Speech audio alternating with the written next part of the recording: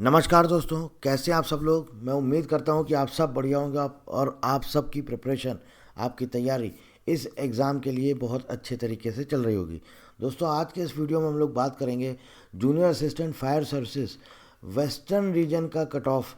Last time जो आपका exam हुआ था 2023 में, उसका कट ऑफ कितना गया था, और इसके साथ साथ हम यहाँ पर बात करेंगे एक्सपेक्टेड कट ऑफ हमारा कितना रहने वाला है। पिछले बार जो आपका पेपर हुआ था दोस्तों, वो 120 नंबर का हुआ था। 120 मार्क्स का आपका पेपर था जो 2023 में हुआ था। देखिए दोस्तों, एक चीज़ मैं आपको बता देता हूँ। सबसे पहले तो ये समझिए, जो वेस्टर्न रीजन का आपका बहुत सारे कैंडिडेट्स की क्वेरी आ रही है कि एग्ज़ाम डेट कब होगा। वेस्टर्न रीजन का एग्ज़ाम डेट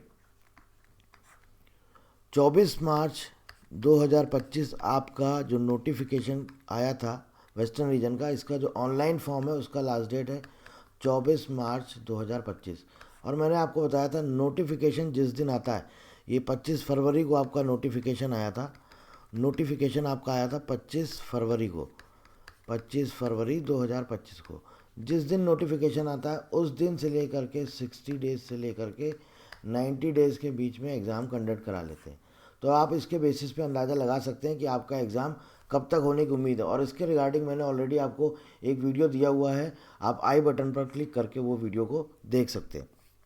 देखिए दोस्तों, अब अगर हम वेस्टर्न रीजन की बात करें तो जो आपका पूरा का पूरा हमारा लास्ट टाइम का जो रिक्रूटमेंट था, थोड़ा सा उसको एनालिसिस करते हैं। उसके बाद एक जो आपका कट ऑफ है उसके बारे में डिटेल में बात करेंगे, और एक्सपेक्टेड कट ऑफ कितना है वो भी बताएंगे।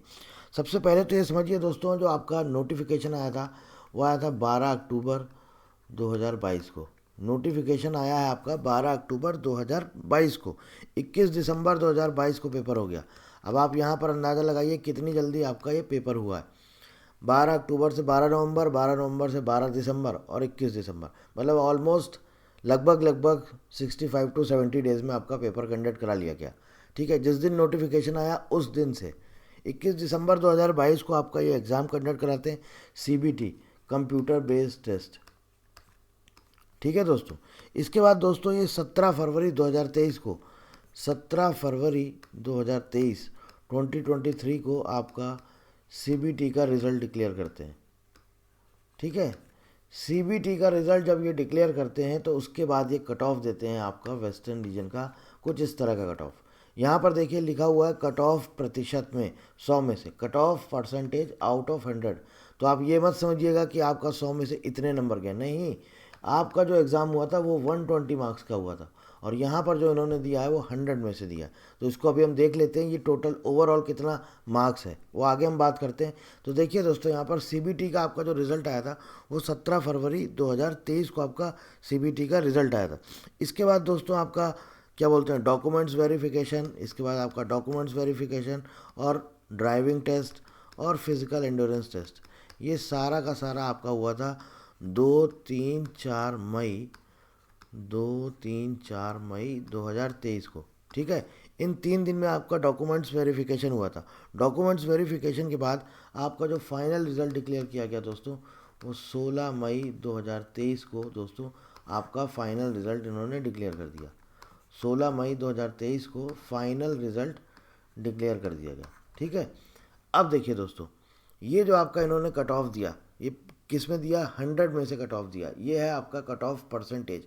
अगर हम बात करें कि आपका 120 नंबर में कितना कट ऑफ गया, मतलब कितना हमने स्कोर किया होगा, तो देखिए सबसे पहले बात करते हैं जनरल कैटेगरी या अनरिजर्व कैटेगरी।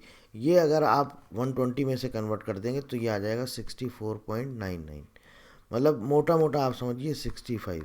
ठीक है, 120 में से 65 नंबर ये आपका कट ऑफ गया है, 120 में से 65। एससी की अगर हम बात करें 53.33 है, इसको जब हम कन्वर्ट करेंगे तो ये आ जाएगा आपका 63.99, मतलब मोटा मोटा हम बात करें तो 64। 53.333, इसको ये क्या है, 100 में से 53% है, तो 120 का 53% कर दीजिए, आपका स्कोर आ जाएगा 63.99।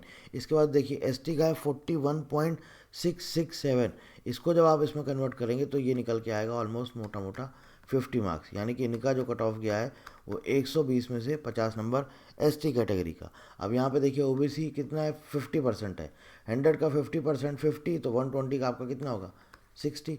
तो ये ओबीसी का कट ऑफ गया है 60 मार्क्स। इसके बाद बात करते हैं ईडब्ल्यूएस कैटेगरी 51.667, इसको जब आप कन्वर्ट करेंगे तो ये 120 में से आएगा 62 मार्क्स। तो ये आपका ईडब्ल्यूएस कैटेगरी का कट ऑफ गया है 62।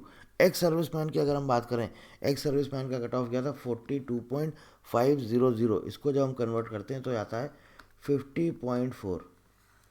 ठीक है दोस्तों, ये है आपका एक्चुअल कट ऑफ जो कि 120 नंबर में से था। इसके बाद इन्होंने उसको कट ऑफ को क्या किया, उसको 100 में से परसेंटेज निकाल के उन्होंने रिवाइज करके ऐसे कट ऑफ दे दिया। तो बहुत सारे कैंडिडेट्स ये बोल रहे थे कि सर हमारा तो कट ऑफ 54 गया है, तो 120 में से बोल रहे थे 54 कट ऑफ गया, जबकि ये गलत है। 120 में से नहीं है, आपका 100 में से कट ऑफ गया है। 120 में 65 मार्क्स गया है। अब देखिए दोस्तों, आपको यहाँ से अंदाज़ा लग गया है 65, 64, 60, 62। ठीक है, ओबीसी, ईडब्ल्यूएस, एससी, एसटी, इनका सबका कट ऑफ इसी रेंज में गया है। अब अगर हम दोस्तों बात करें एक्सपेक्टेड कट ऑफ की, देखिए नॉर्दर्न रीजन का मैंने आपको एक्सपेक्टेड कट ऑफ बताया था। ठीक है, जो भी कैंडिडेट्स जिन्होंने नॉर्दर्न रीजन से अप्लाई किया है, मैंने वहाँ पर एक्सपेक्टेड कट ऑफ जो दिया था उनको वो दिया था 100 में से 80 के अराउंड। मैंने आपको बोला था 80 प्लस के आसपास कट ऑफ रहने की उम्मीद है, क्योंकि क्या है कि इस बार कंपटीशन बहुत ज़्यादा है, इसलिए 80 के आसपास कट ऑफ रहने की उम्मीद है। यहाँ पर अगर हम वेस्टर्न रीजन की बात करें, पहली चीज़ तो क्या है, यहाँ पर सिर्फ 4 स्टेट के कैंडिडेट्स ही अप्लाई कर सकते हैं। ठीक है, एमपी है, महाराष्ट्र है, एमपी है, महाराष्ट्र है, आपका गुजरात है, और इसके साथ साथ आपका गोवा है। ये 4 स्टेट है। तो ऑब्वियस है नॉर्दर्न रीजन के कंपैरिजन में यहाँ पे कट ऑफ बहुत कम रहने वाला है। लेकिन क्या है कि अब क्योंकि वैकेंसी भी यहाँ पर ज़्यादा है और कम कैंडिडेट्स अप्लाई कर रहे हैं, तो फिर भी आप मान के चलिए कि 65 आपका, अगर लास्ट टाइम पिछली बार 120 में से आपका 65 कट ऑफ गया था, तो इस बार जो आपका कट ऑफ जाने की उम्मीद है, एक्सपेक्टेड कट ऑफ, देखिए ये एक्चुअल कट ऑफ अभी नहीं है, ये सिर्फ हम पिछला जो रिक्रूटमेंट था उसके बेसिस पर उसका एनालिसिस करके आपको एक्सपेक्टेड कट ऑफ बताते हैं। बाकी जब हम आपका क्वेश्चन होगा, क्वेश्चन पेपर जिस दिन आपका होगा, एग्ज़ाम जिस दिन आपका होगा, एग्ज़ाम के बाद हम आपको एक्चुअल कट ऑफ बता पाएंगे। और एग्ज़ाम के 3 दिन बाद आपका आंसर कीज़ आ जाता है, तो आंसर कीज़ आने के बाद फिर हम आपको एक्चुअल कट ऑफ बता पाएंगे। अभी ये जो हम आपको एक्सपेक्टेड कट ऑफ दे रहे हैं, ये सिर्फ प्रीवियस रिक्रूटमेंट के बेसिस पे हम आपको बता रहे हैं। ठीक है, तो 120 में से अब की बार जो आपका कट ऑफ जाएगा दोस्तों, ये आपका 75 प्लस जाएगा। ठीक है, नॉर्दर्न रीजन का जो मैंने बोला है वो 100 में से है, ये आउट ऑफ 100 है, और ये आपका आउट ऑफ 120 है। और ये हम बात कर रहे हैं अनरिजर्व कैटेगरी की। तो यूआर यानी कि आपका जनरल कैटेगरी, इसका कट ऑफ जो जाएगा दोस्तों वो 75 प्लस जाएगा। बाकी सभी कैटेगरी अगर हम देखें तो इसी के आसपास रहेगा। ओबीसी का जो है वो भी आपका, ओबीसी कैटेगरी ये आपका 70 से 75 के आसपास। ईडब्ल्यूएस ये भी आपका 70 से 75 के आसपास रहेगा। एससी कैटेगरी ये भी आपका 70 से 75 रहेगा। एसटी कैटेगरी का आपका 65 से 70 के आसपास रहने की उम्मीद है। ये एक एक्सपेक्टेशन है, एक्सपेक्टेड कट ऑफ है जो मैंने आपको बताया है प्रीवियस रिक्रूटमेंट के बेसिस पर। ऑब्वियस है क्योंकि इस बार बच्चे ज़्यादा अवेयर हो गए हैं, ज़्यादा कंपटीशन हो गया, कंपटीशन बढ़ चुका है, ज़्यादा कैंडिडेट्स अप्लाई कर रहे हैं, तो आप मान के चलिए कि आपका जो कट ऑफ जाएगा वो इतना ही जाएगा। नॉर्दर्न रीजन में क्या है, क्योंकि वहाँ पर 10-12 स्टेट्स के कैंडिडेट्स अप्लाई कर सकते हैं, इसलिए मैंने आपको वहाँ पर बताया था कि आपका कट ऑफ ज़्यादा जाएगा। अब यहीं पर मैं ईस्टर्न रीजन की अगर बात कर लूँ, ईस्टर्न रीजन का जो आपका कट ऑफ जाएगा उसकी अगर हम बात करें तो दोस्तों वो 70 के आसपास रहने की उम्मीद है, अनरिजर्व कैटेगरी का आउट ऑफ 100। ठीक है, तो अब आप अंदाज़ा लगा सकते हैं, ये यहीं पर मैं लिख देता ताकि आपको कन्फ्यूज़न ना हो। नॉर्दर्न रीजन का अनरिजर्व कैटेगरी का 80 के आसपास रहेगा, आउट ऑफ 100।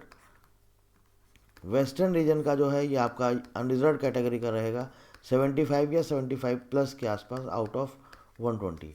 ठीक है दोस्तों, इसी के आसपास ही आपका कट ऑफ घूमेगा। तीनों अलग अलग आपके रीजन है, मैंने आपको बता दिया है। बाकी एक्चुअल कट ऑफ हम तब बताएंगे जब आपका एग्ज़ाम हो जाएगा, क्योंकि अभी क्या है, बहुत सारे कैंडिडेट्स पूछते हैं कट ऑफ कितना जाएगा, कट ऑफ कितना जाएगा, कट ऑफ कितना जाएगा।